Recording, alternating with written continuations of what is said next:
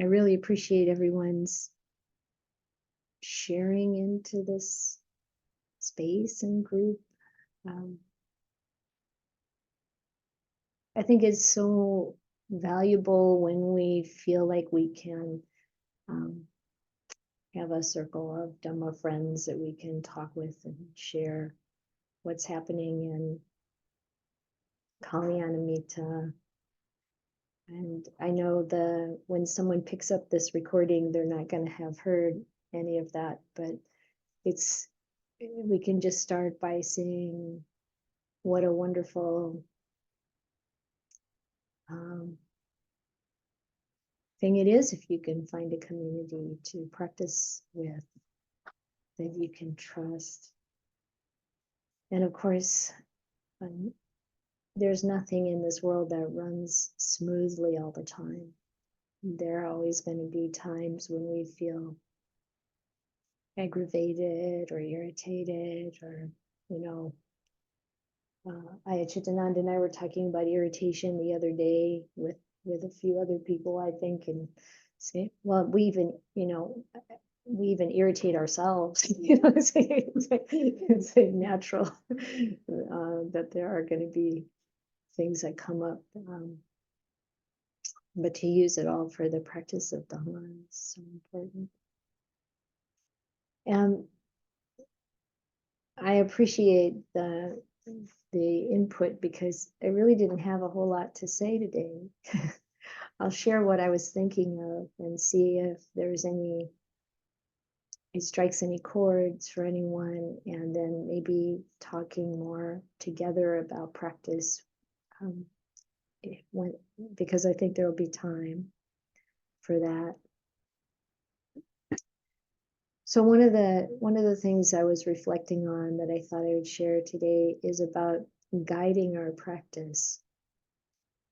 So all of the different things that people mentioned about what's happening in your lives, every opportunity, every one of those, every situation is an opportunity for practice, of course. And the Buddha gives so many different tools, as you know, because when we study the suttas, we see these basically whole sequences of ideas about how to practice meditation, how to practice with our speech, with our moral virtue, how to practice to develop wisdom and develop the whole of the Noble Eightfold Path, the 7 factors of enlightenment. Like when we just think about meditation, for example, the Buddha gives quite a few different meditation objects, quite a few. And you see something like the Satipatthana Sutta, and there's one after another, different ways of practicing, different methods. And then you look at the Anapanasati and you see the whole list of those 16 different steps or components of the practice, and how it brings in different aspects, mindfulness and samadhi, of course, and also wisdom, reflection. And so one question that people often have is, how do you know what to do and when to do it? And when I started to meditate, back in the 1970s, I didn't know anything. I had no instruction. But whenever I started at the Center for Spiritual Enlightenment, they actually had a meditation class. And the meditation class taught you how to, sit in a good posture, whether you're on a chair or the floor, and put your attention on your breath. And, when the mind would get, there would be thoughts to distract you, you just let them go and you keep coming back to the breath. And this is the standard teaching, the standard technique for meditation. And after a while, I started wondering, well, is there anything more? It seemed like, I got good results even when I was practicing on my own, just, staring at a candle flame or something like that. But coming in contact with the Dhamma and the Buddhist teachings, you see that there's a lot more that we can do. And then the question comes, like, when do I change from one approach to another? And I think the Buddha, well, in some places it seems fairly clear that various techniques are used for different situations that come up. Instead of thinking, okay, this is the right way to meditate, and I'll do this all the time. You think more about, that simile of the Buddha as the doctor, as a physician, and there's a lot of different medicines, a lot of different prescriptions that can be used, and you have to look at what is really going on. So I know Ajahn Sumedho, I've heard him frequently refer to a man who came up to him after Dhamma talk once and said that he was practicing a certain technique. I don't know if it was the kind of standard one, keep coming back to your breath, but he was practicing this technique for 20 years and he had absolutely no good results, no improvement. And Ajahn Sumedho is like, whoa, why not, seek out how to change that, what you need to do. And, he said it's not to fault the teacher. It's not also to fault the student. It's just that, we need more instruction sometimes to know what to do in order to make progress, and that to keep the goal in mind. What is the goal? Well, again, it can have some different components. Of course, the goal is developing the mind, developing the heart, being able to soften or discard our defilements, to awaken, to be completely free from greed, hatred, and delusion, to be free of attachment to anything. And of course, joy and happiness come naturally with that. So when we're practicing, we run into the same problem over and over again, then we need to look for a way to work with that problem. And for reading Stillness Flowing, as was mentioned, the biography of Ajahn Chah, there are a couple of examples in there where he said he got to a certain place with meditation, he couldn't get beyond that. So he went to a teacher. He went to someone that was well known for their deep meditation practice and their ability to teach others. And then he got what seems like some really simple advice. And that was what was the source of the breakthrough, to go beyond that point. And when the Buddha talks about how to deal with lust, how to deal with hatred, there can be some very specific approaches for those things, how to work with the 5 hindrances, for example, all of them, very specific approaches. And it's kind of interesting when you look at the Majjhima Nikaya, I think it's 62, the longer discourse on advice to Rahula, so you're advising his son Rahula. And the way the story goes, as many of you know, is that Rahula the commentary says he was 18 years old at that time, and the Buddha is going out for alms and Rahula is walking behind him. And the commentary says that Rahula looks at his father and thinks, wow, he's just a really handsome, good-looking man, and I look like him. And the Buddha stops and he turns around and he faces Rahula and he tells him, you know, something, I don't have it memorized, but it's like anything, you know, is not to be clung to. You know, don't think of this as a self. Don't think of this as me or mine. So he admonishes him. And then Rahula decides, why I can't go on alms round after being admonished by the Buddha. He goes back to his hut and he meditates. And then Venerable Sariputta, who's really acting as his teacher, comes by and he tells him to do anapanasati, mindfulness of in and out breathing. And later in the day, Rahula goes to the Buddha and he asks how to do anapanasati for great fruit and benefit. But the Buddha doesn't tell him how to do anapanasati right away. He tells him about meditating with the four elements. And he goes through each one, looking at the parts of the body that are like earth, like water, like fire, like air, and how to practice with it.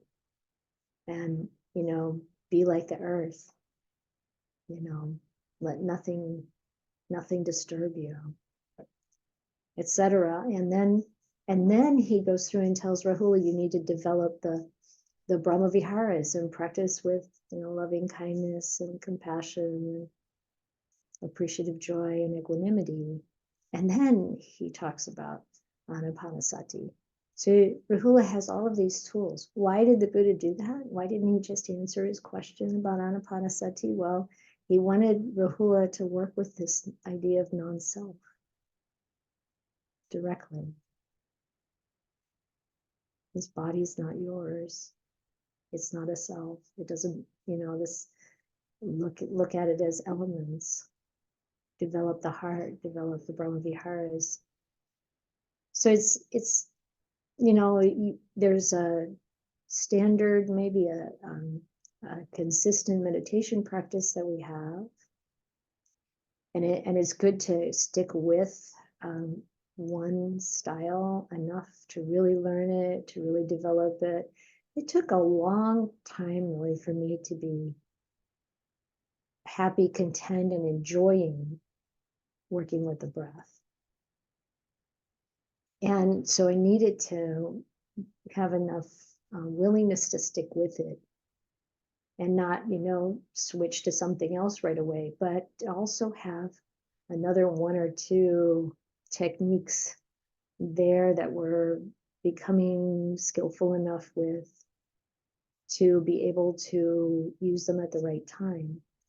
And then maybe the whole full, replete collection of tools that the Buddha offers in order to deal with certain situations of the mind, of life, so that we can use all of our experience as practice, knowing that we want to, you know, what the objectives are: calming the mind, being able to let go more easily, see the way things actually are, completely eliminate any desire to break any moral precepts, all those things.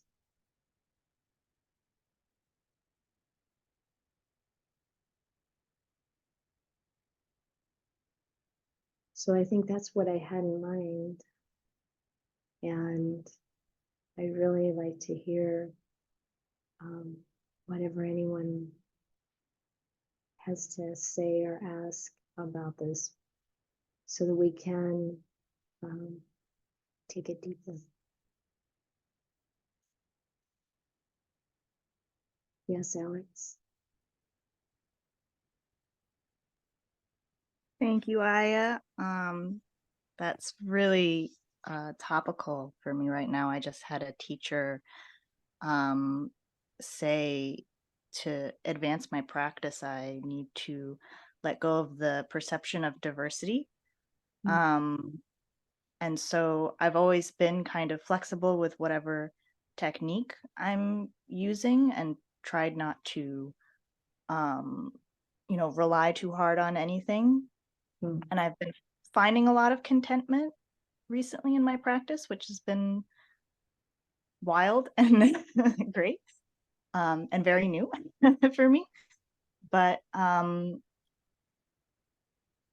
to let go of the perception of diversity is difficult for me because I like I feel like I get bored pretty quickly. And so trying to maintain that contentment with something really subtle to kind of have a more a deeper practice, a more reliable practice. And I know contentment is also impermanent. So to be content with not being content is also a challenge. So I was wondering if you had any advice on that kind of, uh, you know, project I'm working on with, being okay with, the variety of techniques that are available to us, but not relying on that diversity for our practice. So I Thank you. want to ask a little bit about your understanding of the perception of diversity. It sounds like a diversity in the methods or the approaches to meditation. But Yeah, more, what did this person suggest? What might be included in that perception of diversity? mostly just not like trying to stay with one very subtle technique. Mhm. Because I also had brought up like my kind of aversion to study that I'm having right now. Like I'm having so much contentment in my practice that I keep on getting recommended books and things, and they're all great. And the spiritual friend recommending them to me is very intelligent, and I really trust his opinion on those things. But I'm having this like aversion to learning, which is completely like I'm a very much an academic type, so that's also new for me. Um, and so I think she was trying to encourage me. The teacher was trying to encourage me to be okay with letting go of like learning a bunch of new different things, um, and also to be content with something and foster that contentment with something very subtle. And that's So how I would progress. what's the very subtle? What's the focus? Oh, just the breath and like the feeling of the breath at the tip of the nose is what I usually do. And she said that was a good subtle thing to focus on. And when you said you're having a lot of contentment in your practice, I hope you don't mind my asking you these detailed. No, this is great. When you're saying you have contentment in your practice, what is that like? Tell me more about that. Like I'm not getting bored with the breath Mhm. so far, and I know that that's going to be impermanent too. But um I think I may be tiptoeing around the jhanas a bit and just having, very easy, comfortable focus on the breath, and all of other sensation are just in the background. Mhm. Um, but I usually start with like metta practice or something like that. And I know metta is less, it's more easy to get distracted with metta if you're like bringing up visualizations or anything like that. Um, so to just stay with the breath, I think is more subtle. So I've been working with that. But I also don't want to have, I mean, a big basis of my practice has been being flexible and not sticking with one technique for too long, and not guilting myself over that, and like giving myself the compassion to be like, oh, it's okay to do whatever is working. Mhm. um so Yeah. I guess I'm looking for some kind of middle ground. Well, I think that it's good to have the idea in mind of where we'd like this to take us or where we'd like this to go. so that there's a sense of direction, not a clinging, not a grasping, I want this to happen or that to happen, but that idea that there's the Buddha really would encourage us to meditate in such a way that the mind becomes more and more still, obviously. Mhm. And we go into deeper states of calm. And like you said, you think you're kind of edging that. And so, to see that that's starting to happen, and noticing qualities like PT arising, sukha, things like that, and noticing what it is that helps feeling drawn to the breath, or seeing the breath as beautiful, as like feeling relaxation as you feel the breath, and just noticing what is it that keeps the mind, that the mind is interested in with the breath, and then allowing that to settle into a space where something else takes over. It's not directed by you anymore, and you're not having to work at staying with the breath.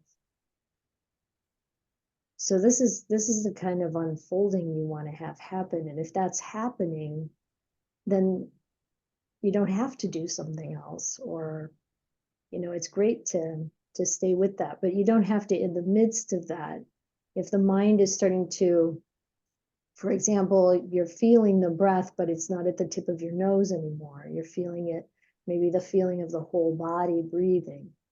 It's not like you've changed technique. That tip of the nose thing, I don't think was ever part of what the Buddha taught. So it's like, you don't have to just do it one way.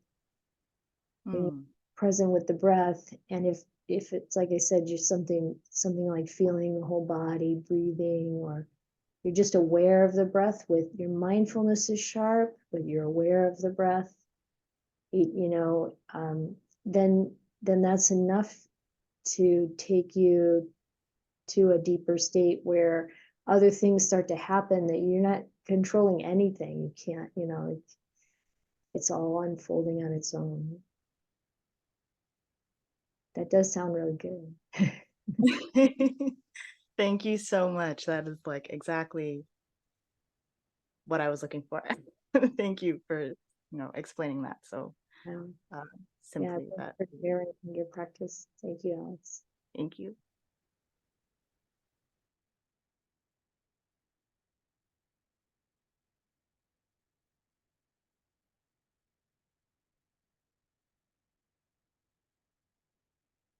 Yeah, Anita.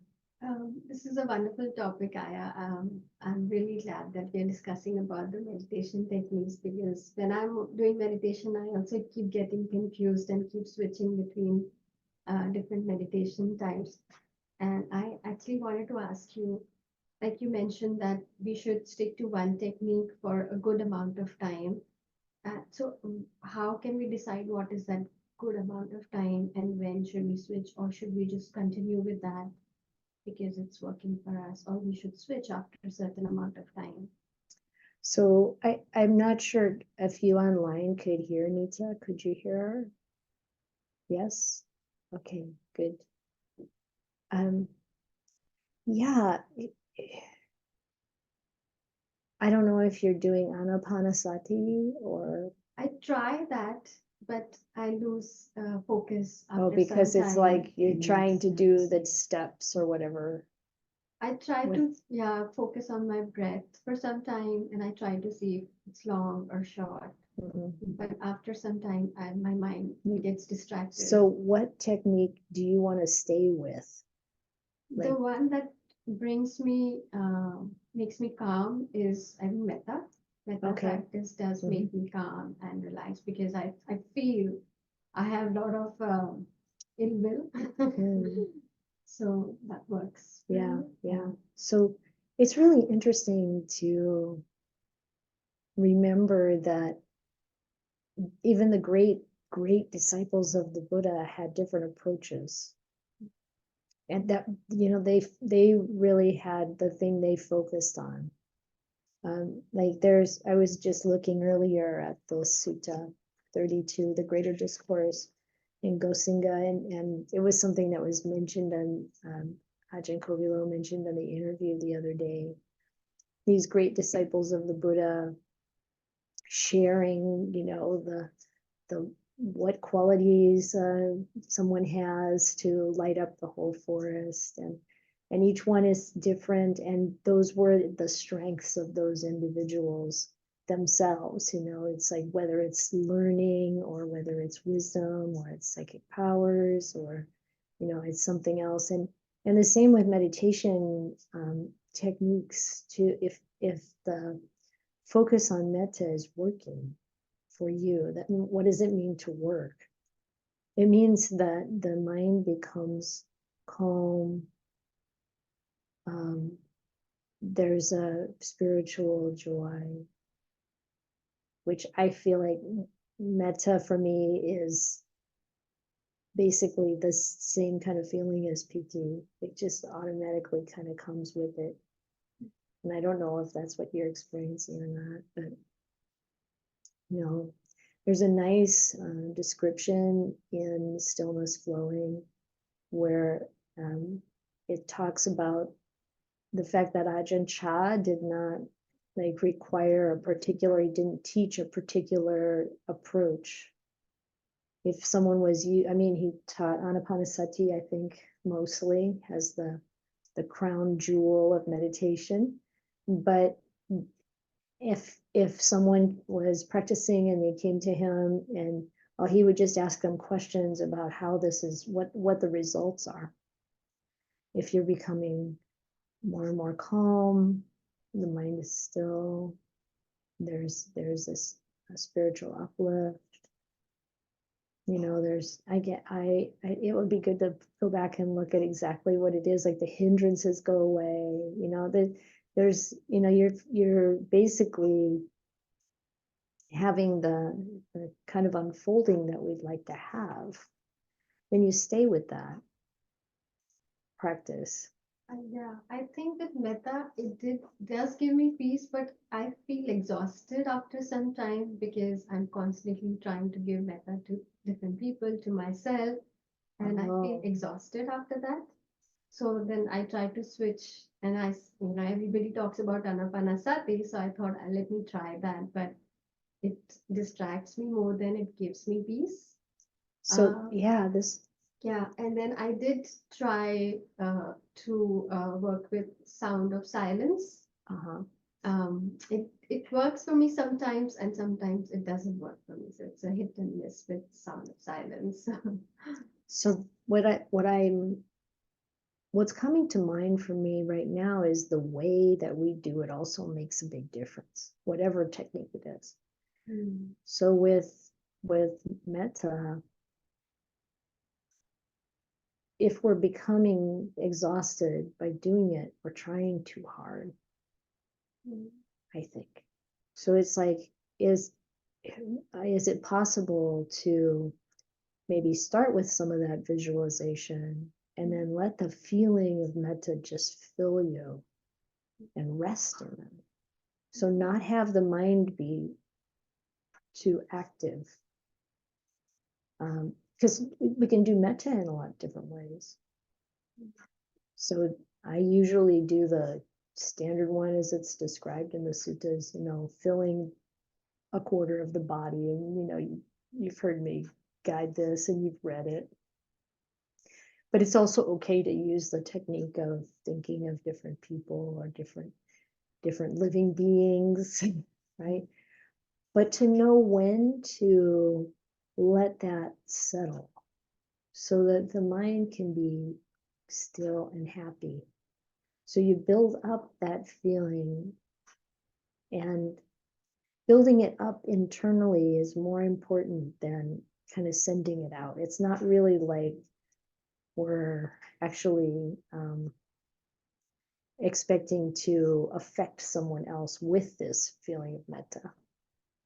I mean, it's not that I'm not saying that our thoughts or spiritual energy don't affect others, but it's really like first and foremost, we have this development or buildup of this spiritual feeling of loving kindness. And so then I would just experiment, try to continue with cultivating the metta, but seeing if you can like really feel it more in your own space and let that just naturally expand. And at whatever point it feels like the mind is becoming more still, let go of thinking about people, or just let go of that and rest in the enjoyment and the pleasant feeling of the loving kindness, and see how that goes. Because see, it's really good to like reflect on what are the results. If we feel more tired and we want to change something, and if we feel bored, we want to change something, so that the mind is engaged and happy and relaxed.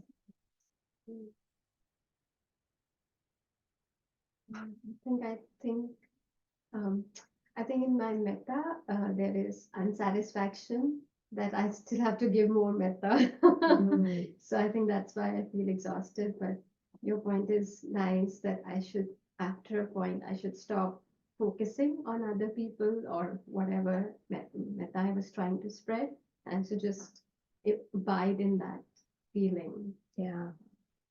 Yeah, to all as to myself. So making sure that it's here first in us. And it's interesting to also reflect on why it feels like it's not enough.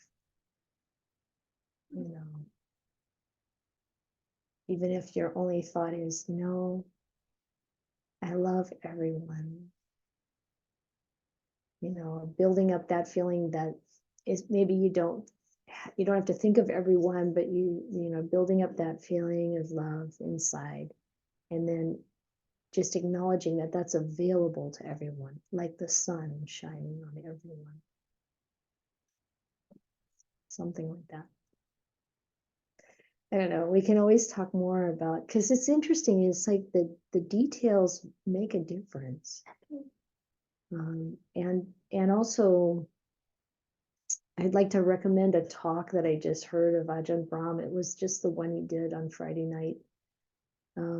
It's beautiful about forgiving yourself, forgiving others, unconditional love. You know, he used the story he's told how many hundreds of times about his father, and you know, he gives a little more detail of what happened at that time. So it's interesting to hear. But when his father said, you know, however you turn out, whatever you do with your life, the door of my house is always open to you. And then how Ajahn Brahm reflected on that, and it became the door of my heart, always open to you in that unconditional love. And he said, turn it and have that, say that to yourself. The door of my heart is always open to you. Look in the mirror. No matter what you've done, no matter what happens. And, you know, this is a way of cultivating metta and forgiveness.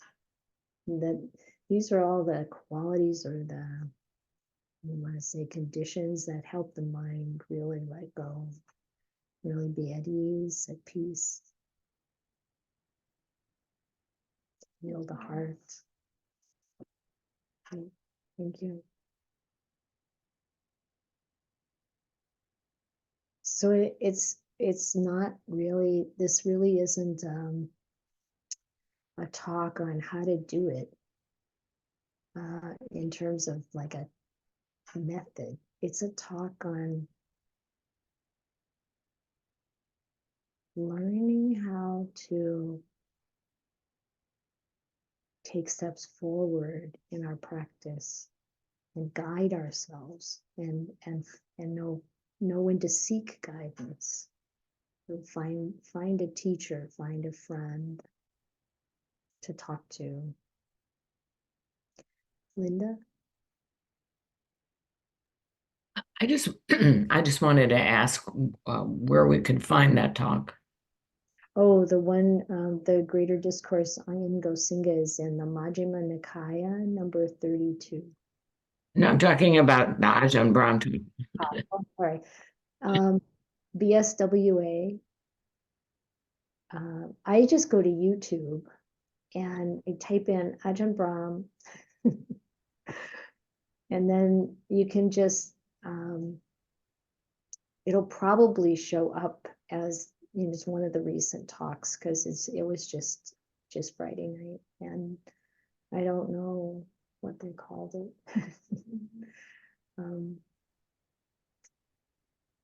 I think he starts off with, oh, it's Chinese New Year and how do you Oh, like take care of your parents or something, and you can't really. That's it, right? That's the one. that's how it starts out. Yeah, Was it last night or the Friday before? it was the 9th, The 9th. and I was listening to it on the 9th, but by then it's the 10th for that. Yeah. But yeah, it was, yeah, you could probably hear Ayya Chitananda. The question that Ajahn Brahm was asked was, you know, how much to give parents, and it's really a beautiful talk. Yeah, I think Adrian found it. Adrian put the link in the chat. Thank you, Adrian. Yeah, Mariah, you're muted.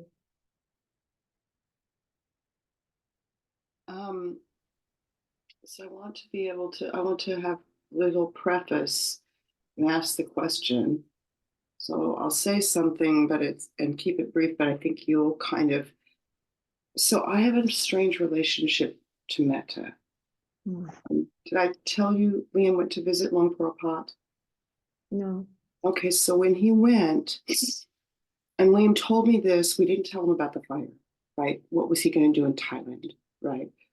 And so I know about Liam in Thailand. I don't.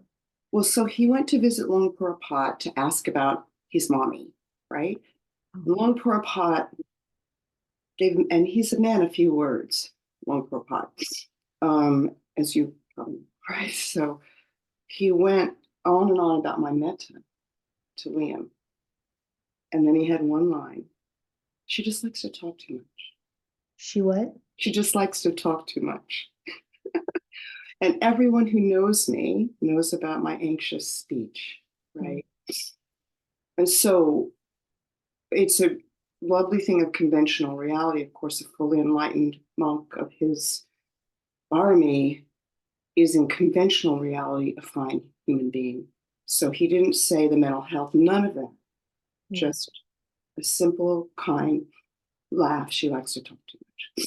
So I've always felt, Ayya, that metta, like people will tell you when you've had my level of trauma as a child, oh, you're turning the anger inward and this and that, but I never felt that. I remember at 4 saving my mom's life for the first time and hearing like the Greek chorus, all of the horrific things that happened to her.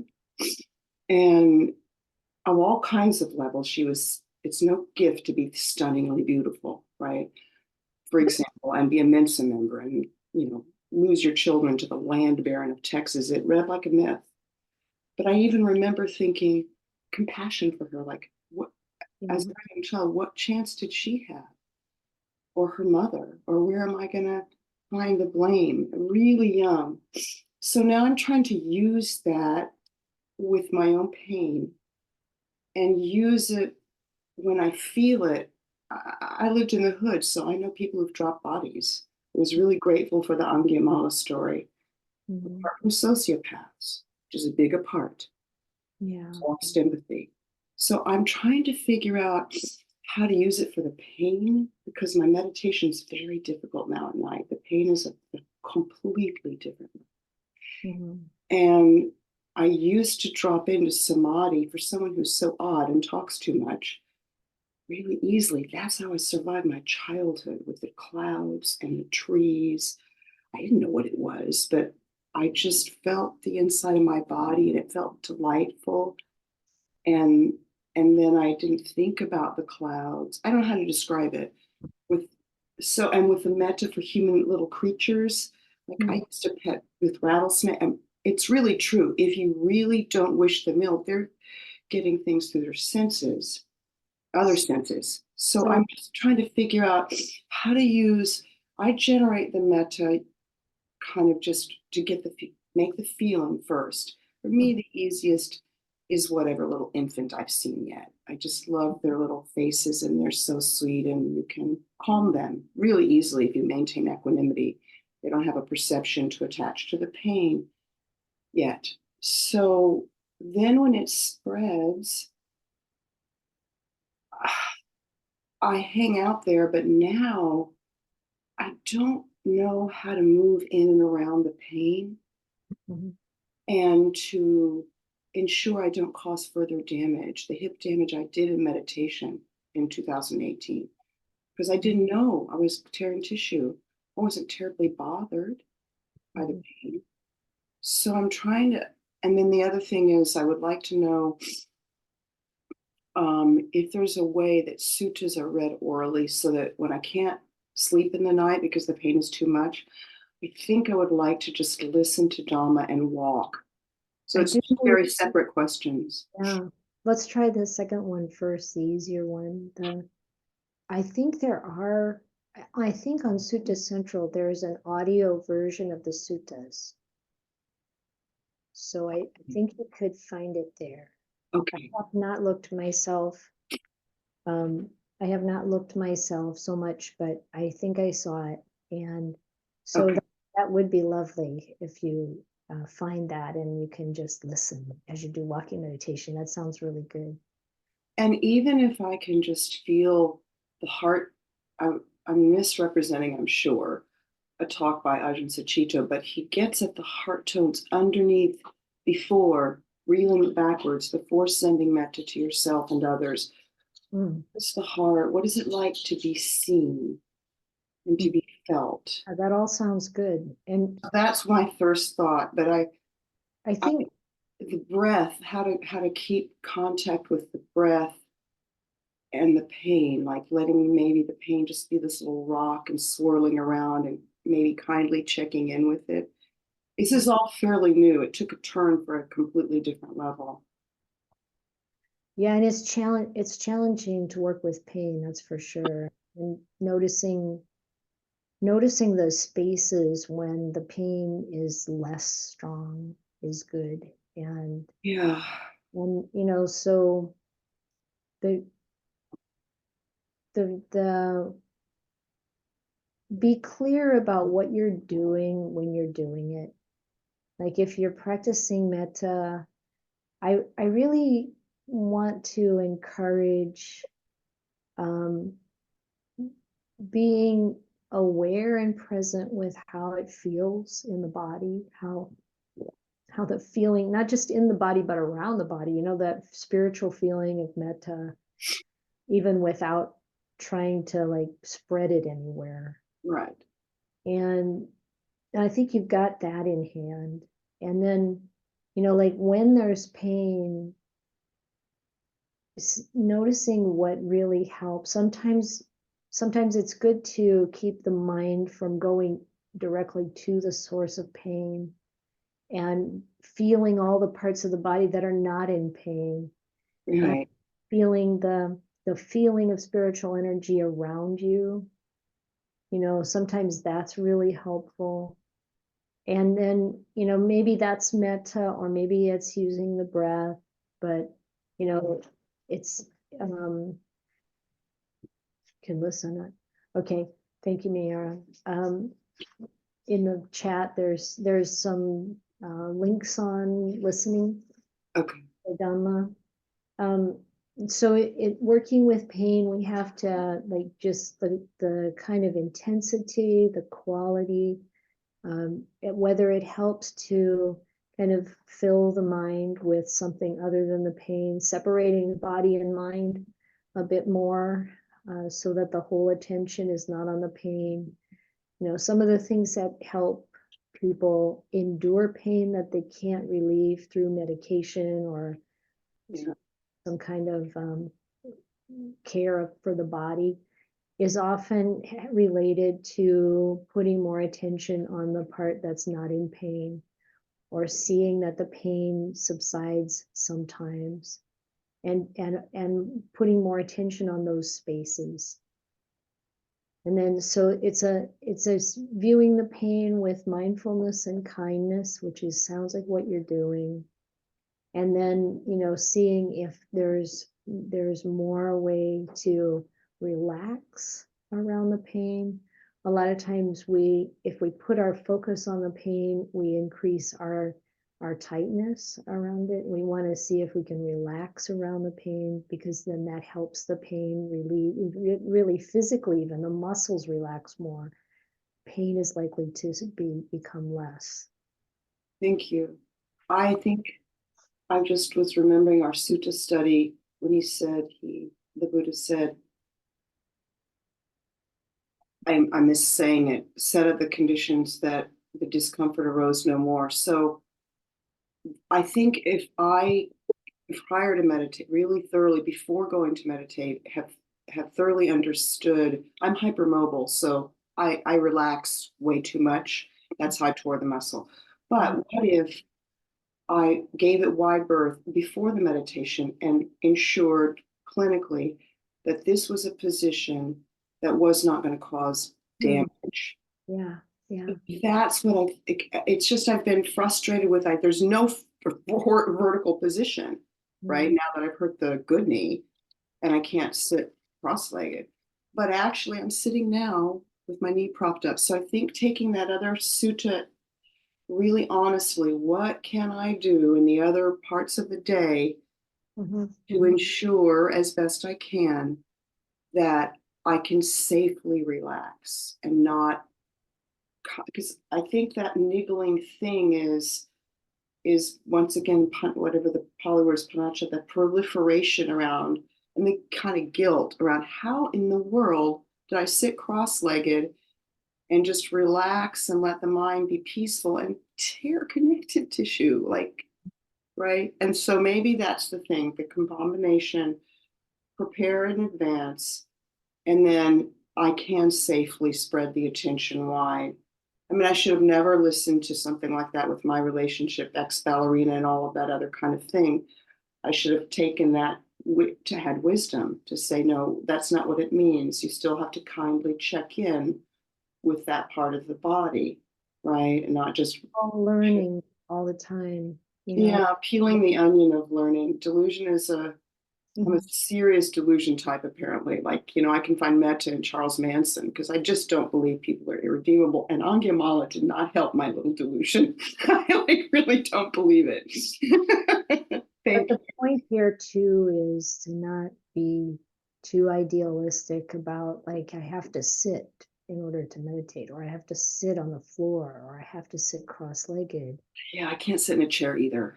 Be with the body, even if you have to lie down. I mean, even if I'm saying it as if, there's something really wrong with lying down. The only problem with There's a craving going on for me because I've been lying down. Meditation has been 99.9999% of my meditation for a long time.